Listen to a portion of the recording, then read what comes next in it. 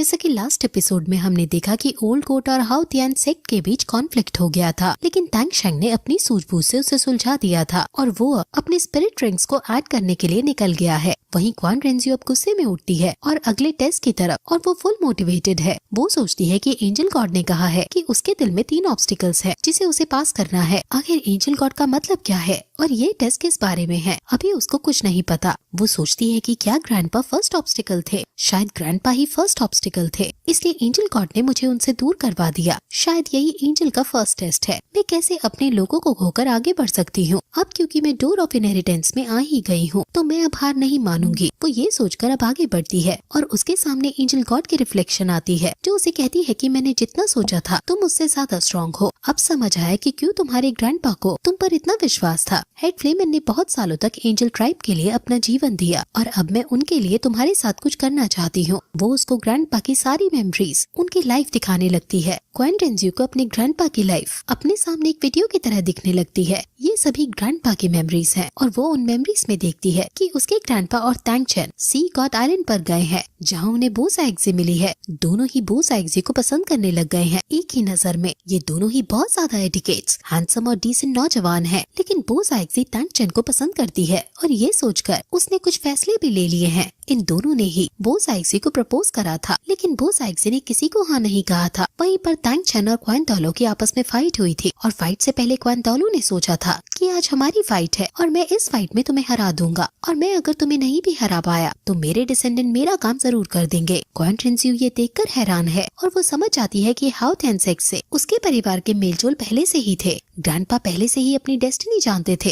अब मैं तैंग शेंग से बदला लेकर अपने ग्रैंडपा की भी इच्छा पूरी करूंगी। वहीं हम तैंग शेंग को देखते हैं जो स्टार द फॉरेस्ट में आ गया है और सी गॉड के ए टेस्ट को पूरा करने के लिए उसे अपनी दोनों मार्शल सोल में सारी स्पिरिट ड्रिंक्स ऐड करनी होंगी और सारी सोल बोन्स भी कलेक्ट करनी होंगी और डीप सी की मैजिक वेल किंग को भी मारना होगा। हैमर के अंदर 3 मार्शल सोल तो है ही और उसे 5 स्पिरिट ड्रिंक्स और चाहिए क्योंकि 9 स्पिरिट ड्रिंक तो वो वेल किंग की ही लेगा। इसलिए वो स्टार द फॉरेस्ट में अपने लिए बेस्ट सुटेबल बीस्ट ढूंढने लगता है। यहाँ बहुत सारे बीस्ट है और तैंग शेंग अपने आसपास कोरोजन नोटिस करता है, यानी यहाँ बहुत ज्यादा ताकतवर बीस्ट उसके पास ही है। वो इनविजिबल होकर यहाँ वहाँ घूमने लगता है, लेकिन तभी उसे किसी बीस्ट का डोमेन नजर आता है और वो भी डार्क। नॉर्मली सोल बीस्ट के अंदर सिर्फ टॉप टायर के बीस्ट ही अपना डोमेन रखते हैं, यानी सिर्फ सेंचुरी मिलेनियम ही अपना डोमेन डेवलप कर सकते हैं, लेकिन इस सोल बीस्ट की कल्टीवेशन केवल 65 से 68,000 साल की लग रही है। लकीली उसके पास ट्राइडेंट और वाटर ड्यूअल एलिमेंट्स मौजूद हैं जो ऐसे डार्क डोमेन्स को सप्रेस कर सकते हैं। उस बीस्ट ने इतनी सी कल्टीवेशन पर भी अपना डोमेन डेवलप कर लिया है, यानी वो बहुत ज्यादा पावरफुल होगा और उसकी वैल्यू टाइटन जायंट और एज्यूर पुल पाइथन से कम नहीं होगी। अब तभी वो बीस्ट उसके सामने आ जाता है और उसे देखकर तैंग शेंग हैरान हो जाता है क्योंकि ये बीस्ट डार्क डेमन टाइगर है। वहीं दूसरी तरफ क्वान रेंजियो मेमोरीज ही देख रही है और वो देखती है कि हाई शंटार के पास तैंग चेन उदास गेट के बाहर खड़ा है और वापस जा रहा है। बो साइक्सी उसे रोकना चाहती है लेकिन नहीं रोक पाती और वो क्वान तोलो को देखती है। क्वान तोलो भी इन मामलों में भी जीनियस है और वो बो साइक्सी से कहता है कि वो शायद मूर्ख है जो तुम्हारी बात को नहीं समझा। तुमने जो शर्त रखी है कि पहले 100 लेवल पर पहुंचकर गॉड बनकर आओ फिर ही मैं प्रपोजल को एक्सेप्ट करूंगी, वो सिर्फ तुमने मुझे रिजेक्ट करने के लिए किया था और उस पागल ने ये सोच लिया कि तुम सच में ऐसा चाहती हो। बो साइक्सी कहती है कि वो नहीं समझ पाया कि हमें अपनी डेस्टिनी को एक्सेप्ट करना ही होगा और हेड फ्लेमन बनना होगा। असल में मैं तो उससे जेलस फील करती हूँ कि वो कितना आजाद है, ताकतवर है और जैसी लाइफ चाहता है वैसी जी सकता है। क्वान तोलो कहता है कि तुम्हारे ऊपर भी कोई प्रेशर नहीं है, तुम अगर चाहो तो तुम अपनी जिंदगी उसके साथ बिता सकती हो और अपनी किस्मत यानी डेस्टिनी बदल सकती हो। जिस पर वो सीरियस होकर क्वान तोलो से पूछती है, क्या इसलिए तुम हाइशन आइलैंड पर आए थे? तुम अच्छे से जानते हो कि हम गॉड के सबसे नजदीक खड़े हैं